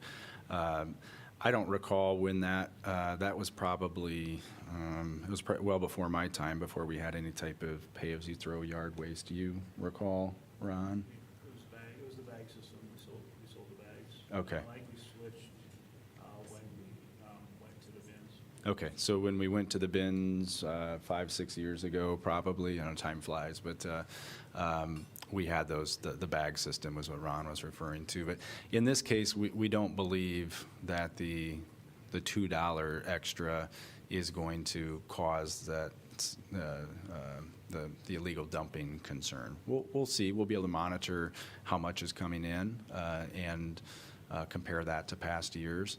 But we get to a point where sometimes we're pulling up to units and there could be a full bin, and 7, 8, 9 other loads on the curb there, and that's really what we're trying to get in front of. Now, clearly, if we have another natural disaster like a derecho and there's a significant yard waste generation, we can come up with alternative programs. We've opened up remote sites for free drop before. We can suspend use of the stickers. We can do any number of things to accommodate any type of high demand incidents. I just want to ask you that the $2 new refuse fees, is this like we used to charge that and now we just, or this is the first time? This is the first time. So if you just use your bin, then you will never have to Yes. get a sticker. But this is a new sticker. Right now, we only have a sticker for the waste, so your green lid. And this is not going to include the leaves and everything, right? The leaves is still for free. The leaves would, the vacuum, leaf vacuum service is still for free, yes. And then a $5 minimum landfill fee for residential yard waste. Again, pretty minor here, but as we take a kind of holistic look at our yard waste program, we felt like a $5 minimum at the landfill was appropriate. Okay, we'd like to give just a picture of what our tax rate decisions would look like for a household. Now, the assessed value that we use is $100,000. We do that just for the ease of math. So if you own a $300,000 home, you can just multiply all these by 3. In that second line, you see the taxable valuation, and you see that going up. So that gets back to the residential rollback slide. In 2015, it was 46%. So that's where you're seeing the 46,343, and then it goes up to 47.4%. So that rollback goes up. You're going to pay a little bit more taxes. However, we have a flat levy rate, so there's no change there. And at the end of the day, it'll be $17 more per $100,000 of assessed value. So again, if you have a $300,000 home, you're going to take that 17 by times 3 to figure out what Iowa City's tax rate decisions are. So we're holding our tax rate the same, but we have to understand that because of the rollback, the taxability of the property is going up, and the property owner is going to pay the city more in taxes. This is a busy slide, but we like to look at this, and this is in the budget document too. This is kind of looking at the suite of services that we offer. So your refuse, your recycling, your sewer, your water, your stormwater, your property taxes, most of those are being held flat in this particular budget. And again, recognizing that we're using the $100,000 property assessment for that suite of services, it's about a 1.5% increase year over year. Now, that does not include the 1% franchise utility. That would be in addition to this. But for the city's services, it's about a 1.5% increase year over year. All right, I want to shift to some strategic plan conversations and focus on where we're moving the needle on some of your strategic plan priorities. But I did want to just take a minute. This is a document that you saw a few weeks ago in your information packet from Neighborhood and Development Services. As we've kind of neared the end of the ARPA era, I think it's just really important to reflect back on how we expended those dollars. And I hope you're as proud of the impact that we are making as we as staff are. If you look at how we decided to spend those ARPA dollars and compare that to your strategic plan values and some of your initiatives, you'll see that we invested very much the majority of those funds in housing and in social service support, in BIPOC business support, and all things that align really well with your strategic plan. So again, this is a document that we've been providing to you quarterly, or a snapshot of that document we've been providing quarterly, and it's pretty satisfying just to take a step back and think about all the projects that we've been able to push forward with those federal dollars. And when do those funds all need to be spent? End of 29. Into 20 what, I'm sorry? 29. Thank you. We're going to talk a little bit about Fare Free Transit, and you will hear from Darian a little bit later today, so I won't steal too much thunder, but you know that we, in the first year of the pilot, had 40% growth in year over year. From when we were charging a fare to when we pulled those fares away, 40% growth was really an amazing number. I think what shocked us a little bit is how that number continues to grow in year 2. So now we're comparing months against fare-free months. So we started in August. We saw what we thought was a pretty typical 2.4% growth year over year, and then you can see what the numbers have done since then.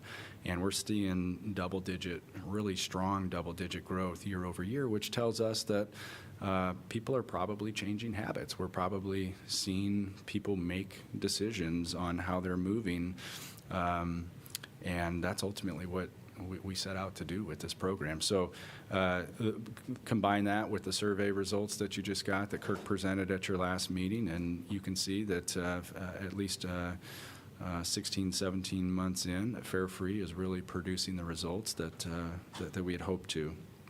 So last year, I don't know if that question for you or later. How we count the measure? How we measure this, the increase? Is this through like how we measure how many rider has been increased?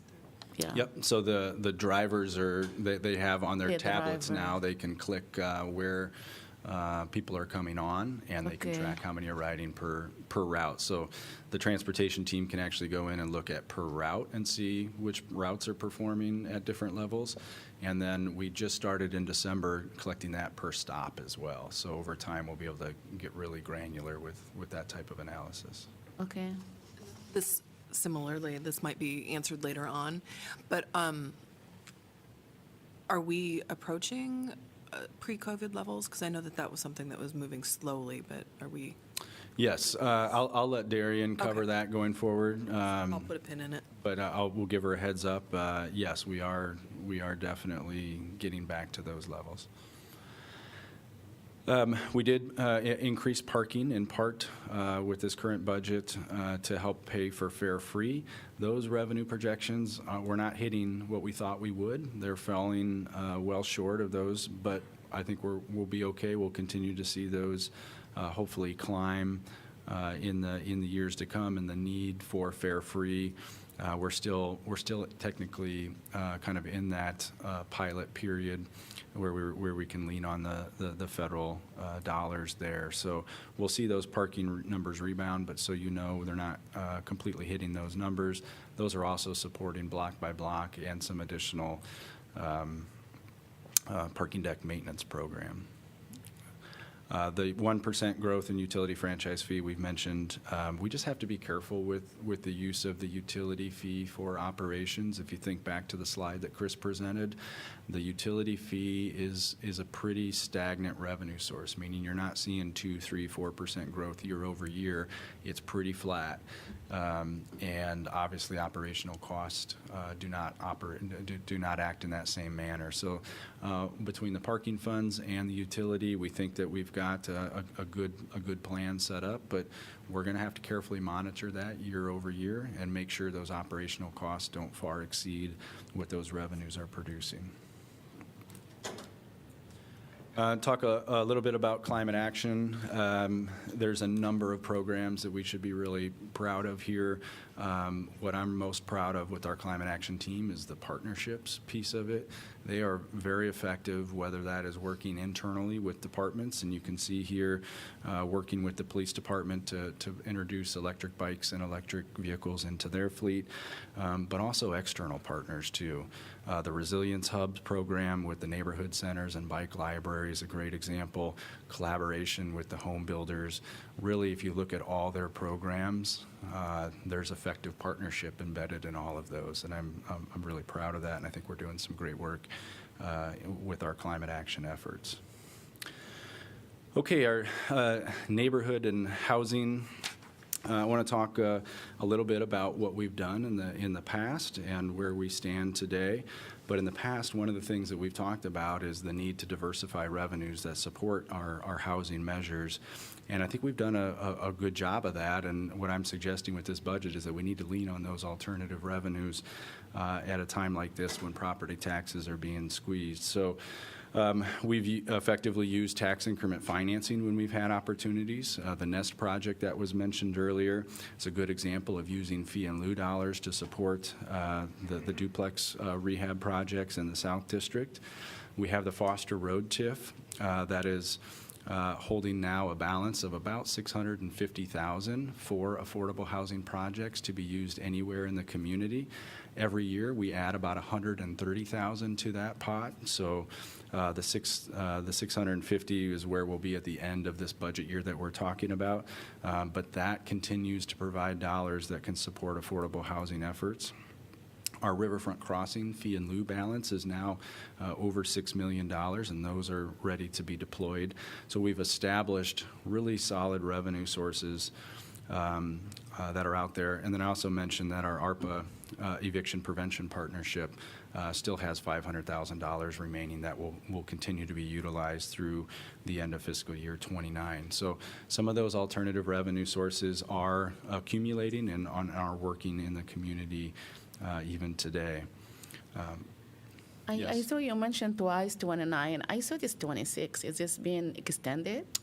Do I have my dates mixed up? I do. I have my dates. December 26th. I apologize for that. Yeah, because I Thank was you. like, what? Thank you for correcting me there. I'm surprised Tracy didn't throw something at me. I think I have the phase-in of the property tax of fiscal year 29 in my mind. Thank you for catching that. The $3.75 million Pro Housing Grant Award, we're really proud of that. One of 21 communities in the country to receive that. You know the comprehensive plan process is in motion. That's really going to address that regulatory reform.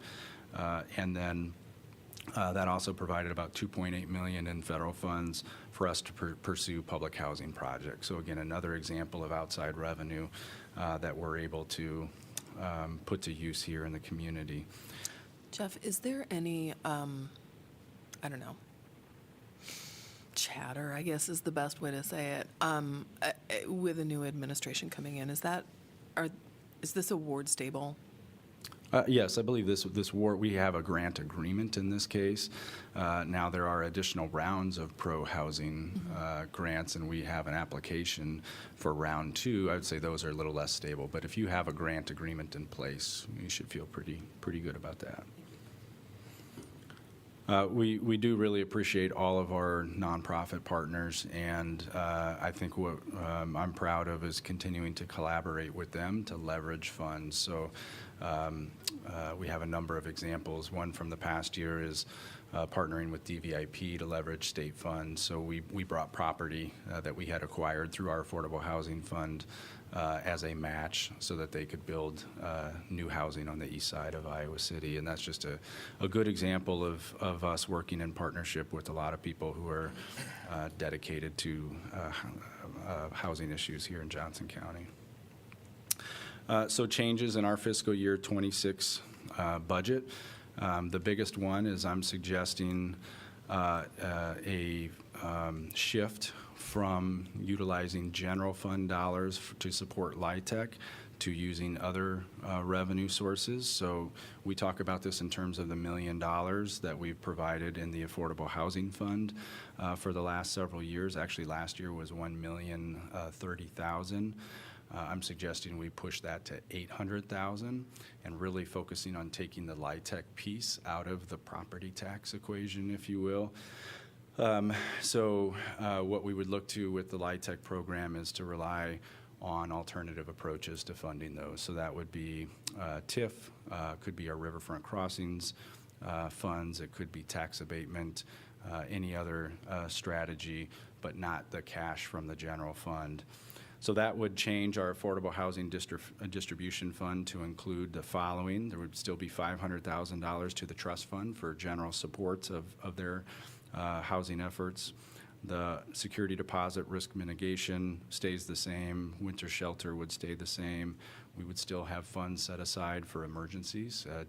Typically, this would be displacements that are unanticipated in the community. We have $25,000 in our Opportunity Fund, and then $17,000 in the Healthy Homes program as well.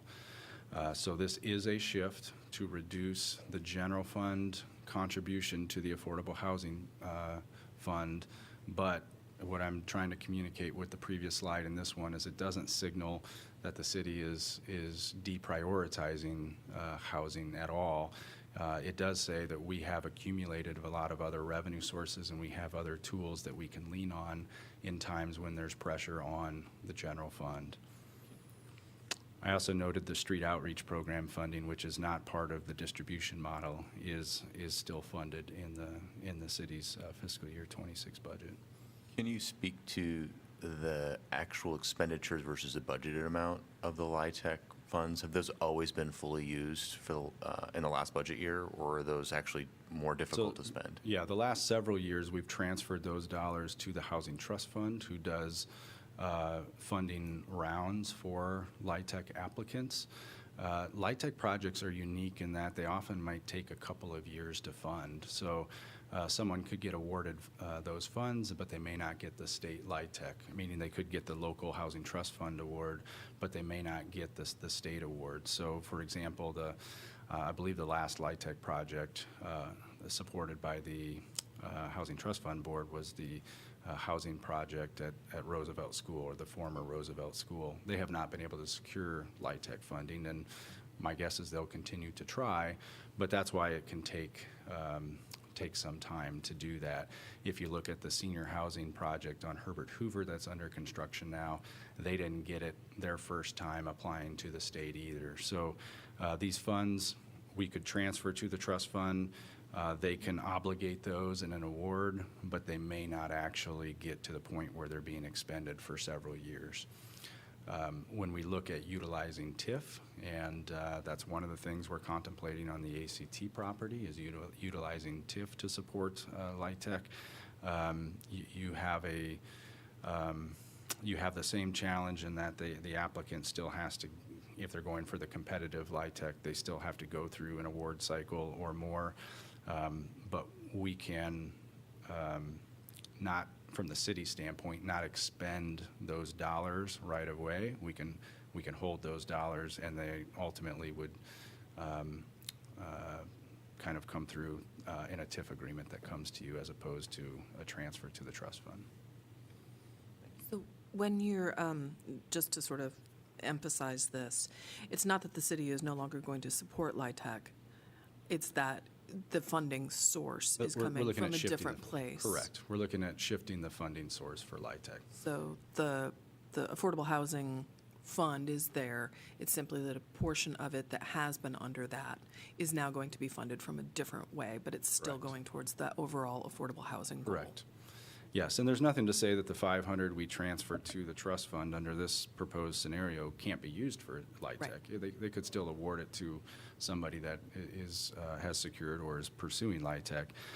But we, in years past, had provided the 500 to the trust fund for general use and another 200 specifically for LIHTC. We put strings on that to say this is only for LIHTC projects. That piece of it, I'm suggesting we take out. And that essentially we would be doing that kind of support and tagging, but coming from a different source. Correct. So going back to, this slide here at the top, we could use the Foster Road funds. We've accumulated $650,000. Those are just sitting in our affordable housing fund. We could deploy those for use to support LIHTC projects. We could, if the project were to be located in the Riverfront Crossings District, we could use those dollars to support a LIHTC project. And then, of course, through TIF, if there's, the theory being, at least on the ACT property, if we go down that path, is that there's other taxable growth that's being built. We capture some of that growth in taxable value, and then we can invest that into a LIHTC to provide affordable housing on that site. But the Affordable Housing Fund was $1 million, and we used to give 50% of that to the Housing Trust Fund, right? And now, when we used to do that, we have like another $500,000. What cut we made? You mean like the LIHTC was also out of that? That's why you're taking the 200? Correct. Okay. So the middle part of this screen here, where it says the Affordable Housing Fund distribution, this is what's proposed in fiscal year 26. Really, it gets pretty close. If we were to add another bullet and put 200 to the trust fund for LIHTC projects, I see. that's what would be more kind Okay. of It characteristic was of what coming we've from done. the same, but okay, Yeah, got you. so again, in fiscal year '25, the trust fund would receive 700 from us, not 500. And that's, but 2 of that 700 would be just for LIHTC. Sure.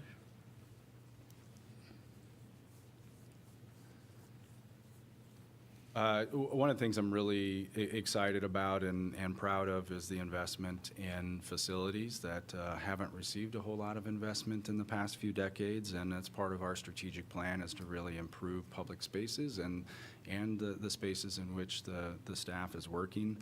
So a number of exciting projects are in various phases. The senior center, we've completed phase 1. Phase 2 is coming up. Landfill equipment buildings under construction. We just awarded the bids for Fire Station 1 and the City Hall third floor renovation project. And you can see down the line the level of investments that are planned in city facilities. I think we should all be proud of that.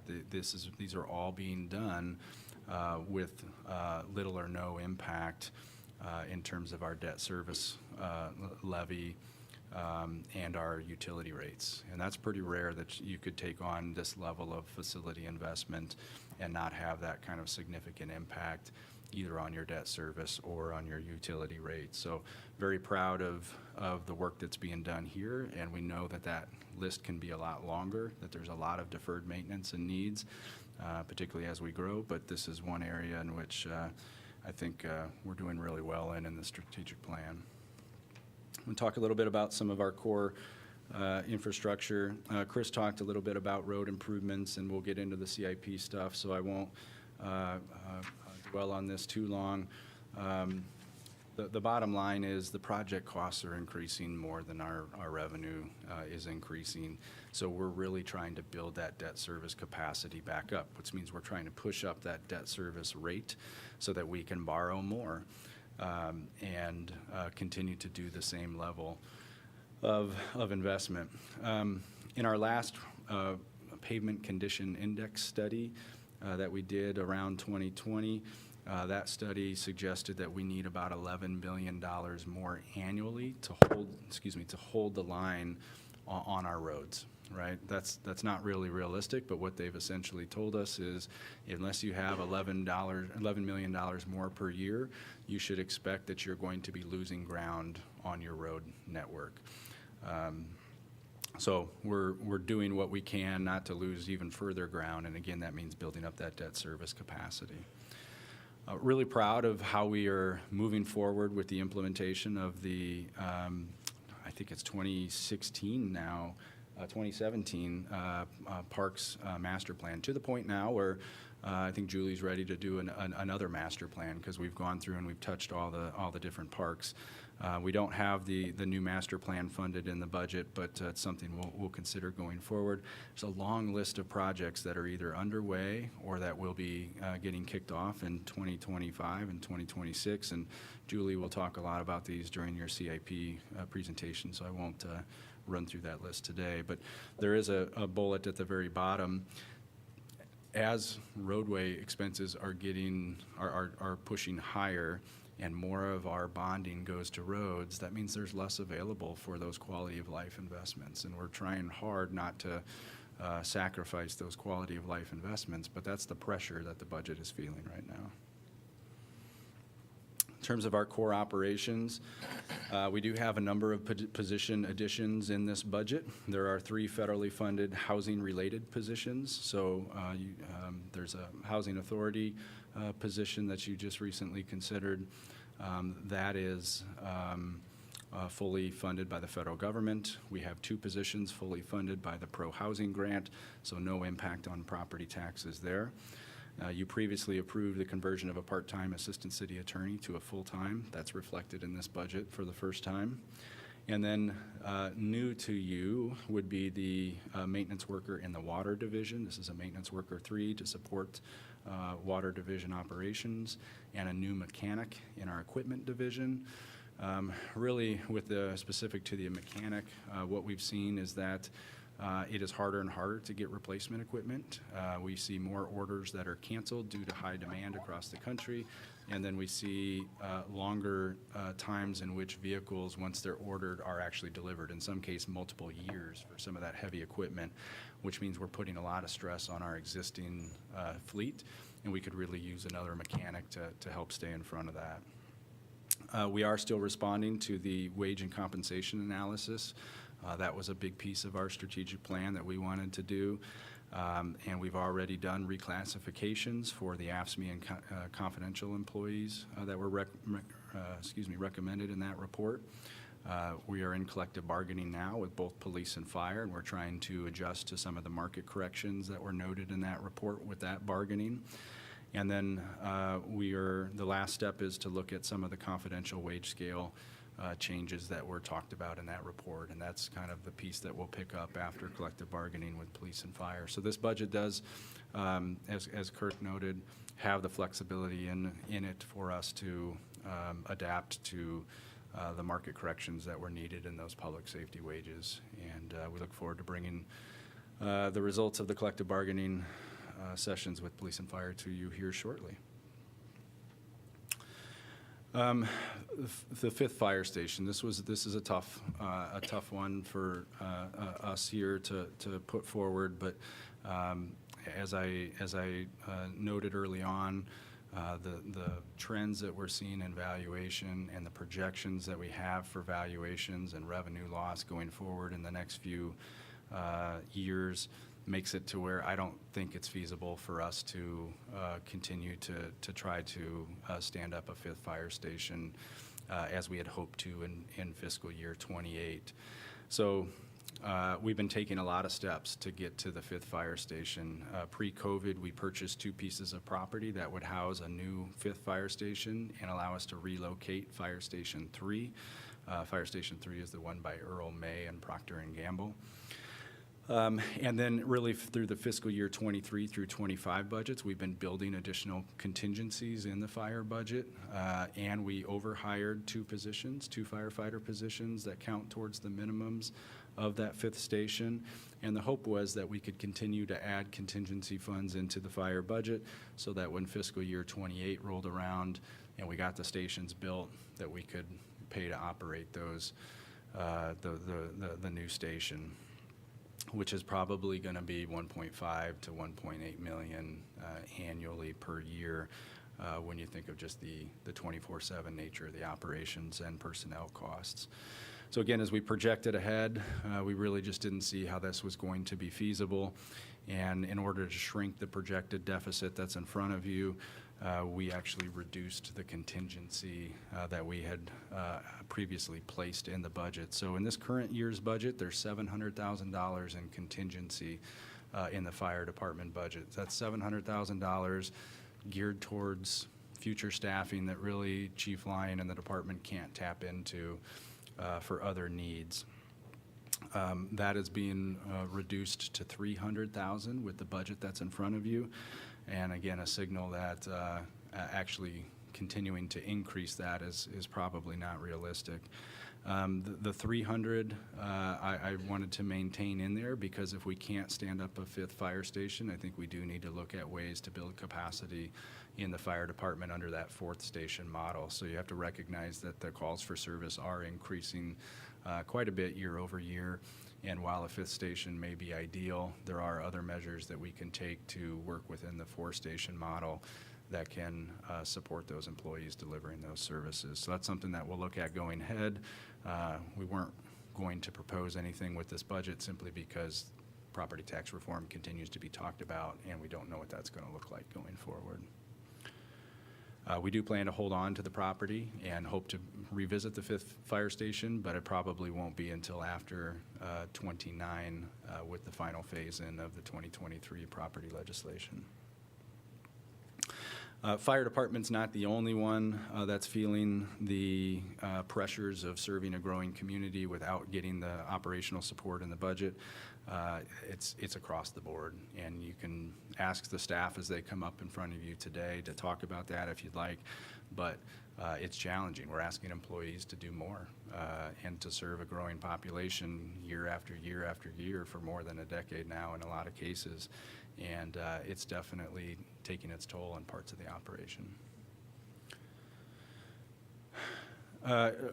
One of the things we really take a lot of pride in is funding external organizations and providing a lot of grant programs that provide value add to the community. And as a signal of what's coming ahead, I'm suggesting we have to pause and hold flat on most of those. There's also small decreases in some of those. So I want to talk about external partnerships and some of those value add programs. The first being Aid to Agency. It's probably the largest grant program that we do that supports external organizations. And for the first time in several years, I'm recommending that we hold that flat. This is just on what's pictured on the screen on the table to the right is just the general fund support. Remember, there's CDBG support as well, but the general fund pays the majority of the Aid to Agencies grant program. And it's one that the council's taken a lot of pride in, and previous councils have really increased the amount of money that we're providing to social services. And we dated back to 2019 when the general fund support was only $250,000, and you can see that we have gone up 158% to the current year. What I'm suggesting is that we cannot continue to do that without sacrifices somewhere else in the budget. So I'm recommending that we do hold that flat. I'm also recommending that our arts and culture partnerships are held flat. That would be the organizations like the Englert and Riverside Film Scene, UNESCO City of Literature that we support every year. They have asked for increases, and understand those increases are probably justifiable with the pressures on their budgets and their operations, but I'm not seeing how we can do that. There is a reduction in support for the Cedar Rapids-based EDC, which provides economic development to support to communities throughout Johnson and Lynn counties. We've historically funded that organization at $25,000, and I'm recommending that we reduce that to $10,000. We also have small reductions in our public art grant program and our historic preservation grant program. These are just a couple of $1,000s each, but again, a signal that times are certainly tightening, and that some of these programs cannot continue to receive increases or maybe even be held flat going forward. The Racial Equity Social Justice Grant Program was supported with this last budget with $100,000 in general fund dollars. I'm recommending that we go back to our fiscal year 23 funding level, which is $75,000, so a reduction of 25. However, you have about $620,000 in your Black Lives Matter account that can be used to make that program whole. So it doesn't necessarily mean that program needs to be reduced. You can still do $100,000 of grants if you'd like. What I am suggesting is that the general fund only contributes $75,000. And then finally, there's a $50,000 reduction in the city's GRIP program. This is our general fund housing rehabilitation program. It's typically funded at about $200,000 per year, and I'm recommending we take it down to $150,000. We do receive program income, so these are loans that are paid out, and some of that program income will help us get closer to $200,000. But it's a drop that will probably reduce the number of rehabs that we're able to do by 1 or 2 properties per year. I think what I really want to stress with these is I think I'm not sure based on what I think may be ahead in 27, 28, and 29 that we can even continue to hold these flat without intentional service level reductions elsewhere in the budget. I think holding them flat is probably the best case scenario going forward. Can you mention, I know it was a much smaller amount, but wasn't there a grant amount that we were giving to public art as well? Yeah, so the public art program is funded at $56,000. That's not all a grant program. That's just total dollars provided. That includes some maintenance dollars and things like that. So $56,500 is what is supporting public art in the current budget. The fiscal year 26 budget reduces that to $52,000, so about a $4,500 decrease. The historic preservation grants are at 42,000, and it's a reduction to 40,000, so a $2,000 cut.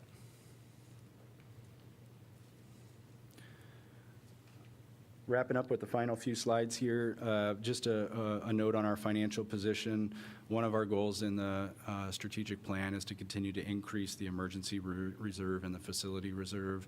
We're not able to do either in this budget. The emergency reserve remains flat at 5.4 million. The bullets there indicate kind of what those dollars could be used for. And we may need to use those dollars with what may lie ahead, but we're not able certainly to add to that, that 5.4 million with this budget.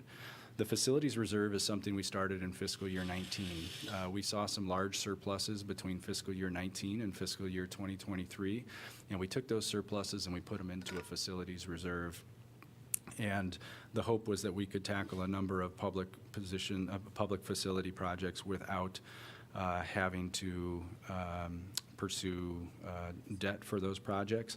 However, we do expect that with the City Park Pool project, that fund will be completely depleted, which means for future projects, we are going to have to rely more on debt, and we may have to go to the public for referendum support to get those projects off the ground.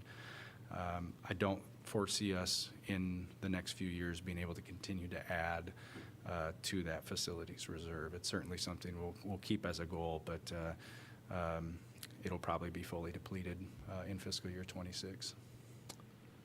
The general fund balance, the kind of the unrestricted portion of that balance is going to be projected at 34%. Our policy says it should be between 25 and 35%, so we feel pretty good. It's still within that policy number, but that's been as high as about 42 or 43% in recent years. So we are bringing down that balance as the kind of budget is structurally underwater, with expenses outpacing our tax-based growth there. So we just need to monitor that, getting back to Kirk's comments on Moody's. Some reduction within our policy is okay, but we can't continue to see that go down and expect to maintain that Moody's rating. All right, final thoughts on this year's budget. It's definitely the most challenging budget environment that I've seen since I've been here. I think the city probably faced it with the Great Recession and the 2008 range, and probably around the 2000 range as well. But we've got some tough years ahead, and 27 through 29 will certainly even be tougher than 26. We are budgeting a deficit. I'm not presenting a balanced budget to you. However, it's not the first deficit budget that this council has seen. In the past, we've been able to flip deficits into surpluses, but that's going to be increasingly more challenging. So any expenditure adds that you want to do at this point, unless you're identifying cuts, you're going to be adding to a $2.6 million deficit in the general fund. Again, our hope is that we'll be able to get that close to zero through conservative budgeting practices, but I'm less and less confident of that going forward. We do have the resources to extend fare free transit and continue to make really significant investments in housing, and both of those are your top strategic plans, so I feel really good about continuing to move those two programs forward. But it will require, on the transit side, a 1% gas and utility franchise fee increase, which is no small matter. We are expanding our debt service capacity. I really feel like that's a big thing for us to be doing. If we cannot increase that debt service levy rate, we are going to continue to fall behind on those infrastructure projects, and what you're probably going to see is fewer Parks and Rec and fewer public facility projects being able to fund in our CIP, because those road projects will absolutely take more of our bonding capacity going forward. And then I mentioned, finally, the public facilities. I think we should be really proud of the investments that we're making in public facilities. They're overdue, they're definitely needed, and they'll serve this community very well going forward. So recapping my last slide, looking ahead to next year's budget, we're going to be in the hole $300,000 right off the bat, with the last of the backfill payments being made in fiscal year 26. We still have $1.5 million to reduce. Remember taking that 840 levy back to the 810. That doesn't all have to be in that 1 year, but we've got to make progress on that. I mentioned the external partnerships and grant programs. It's going to be really tough to maintain those unless we identify a different revenue source to do that. The debt service levy, I think we see about 2 or 3 more years of increase needed there to really get us to the capacity that we need. I don't foresee any major utility rate increases, but you'll probably continue to see 2 or 3%. In water, the wastewater will largely depend on how those bids come in going forward and what that gas market looks like this time next year. But some modest increases there, really just keeping tabs with the inflation. Everything else on that slide we've really looked at. Really careful monitoring of the general fund balance. That's probably the one thing that I'm most concerned about this time. If we can't flip that $2.6 million deficit that we're projecting and get that close to zero, we're going to continue to see larger and larger deficits, which are going to draw down those balances, which is concerning, and I think will put our AAA bond rating at risk at that time. We do have the emergency levy. We really have not used the emergency levy except for a few property acquisitions since we started that 10 or more years ago, and we may need to tap into that emergency levy to smooth out some operational challenges, particularly if there's additional property tax reform that's considered, and we all know it's going to be considered. It's being talked about quite publicly right now. Not knowing what that is makes fiscal year 27, 28, and 29 even a little bit more scary. So I appreciate your time a little longer than usual today. You'll have a chance to hear from all the departments as we move on throughout the day, but I'm happy to recap or answer questions from this morning. I know that we have our CIP meeting coming up in about a week and a half or so. And I know that we've had some significant focus on the master plan facilities study, but in terms of having essentially zeroed out our facilities fund through the City Pool Park, do we have significant projects that currently are at risk? Or projected plans that are at risk, even though we have talked about facilities, but I know that that's not a planned thing. Yeah, I think anything moving forward, so if you think of perhaps a partnership with the county on a law enforcement facility or relocation of Station 1, those are probably going to require a voter approval, Okay. right? And once you have the voter approval, you can do the additional levy that you need to fund those projects. So that's when you'd see a really large spike in your debt service, is if you have to go down that route. But everything else that's really in our plan, the senior center project, the city park pool, equipment building, transit building, we feel Those pretty are good accounted. about right now, yes. A question for Jeff? Yeah, is it in line with Councilor Alter's questioning about the facilities reserve? This forces us on some of these projects to break them into smaller units if we don't have the reserve fund too, right? Which ends up costing us more to actually achieve that singular project.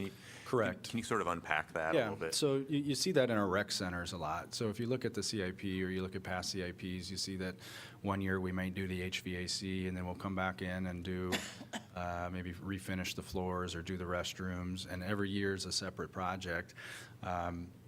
Because we're capped at what we can do on a per project basis. So right now that's about $1.3 million per project, as opposed to a $10 million rec center rehab, which may be more efficient and may stretch those dollars further. In that case, we'd have to go to the voters and get 60% approval to do that. So that's why you see a lot of the facility projects underneath what used to be $700,000, if that's the number you're thinking of, but now it's been increased to $1.3 million. This is a uniquely frustrating thing for me because I've seen it over and over again where for a $10 million project, it costs us $20 million to do it because we have to break it up into small pieces. And it's just a really inefficient way of operating. So not a criticism, but there's a good reason to have a The facilities reality. reserve fund. And if we can have that again, that would be really efficient. Okay. I guess before we wrap up, I go to break. I just want to ask, there is a lot of information here to digest, and there is a lot of recommendation on cut and add and change. Can you remind me when as a council would discuss that? Is this through another work session or how?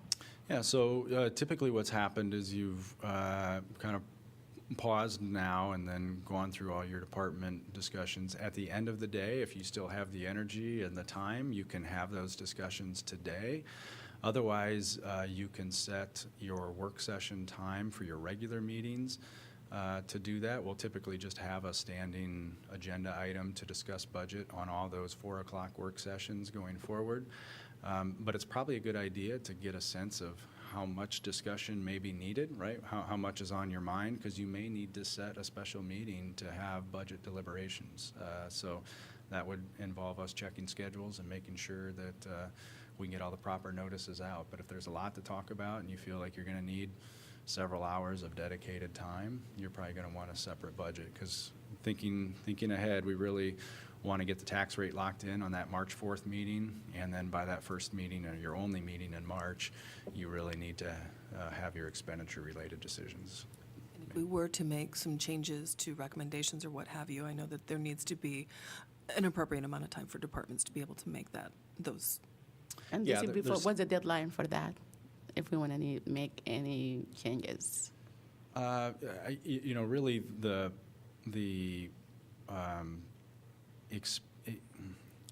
I'll say this, if you're thinking about increasing the tax rate, that's got to be February 4th, right? That February 18th. it can just be has to be made done on the in- 18th? Yep, it can be Okay. made on the 18th. It can be made on the 18th, but they'll have to vote on the 18th, correct? I don't think there's any vote on that. Just a public hearing? Okay. Public hearing is in April. So you're but- setting the public hearing at that time? Well, we'll set it after that, but we have to get it into the county by March 5th. Okay. So So you've got then your March February 5th. 18th if you're thinking about tax rate changes, and then the expenditures is the March 11th. So really, your expenditure decisions need to be made by March 11th. Okay. All right, I think now we can go to like how many, you guys, 5 minutes, 10 minutes? 10? Okay, 10-minute break. Thank you. For sure.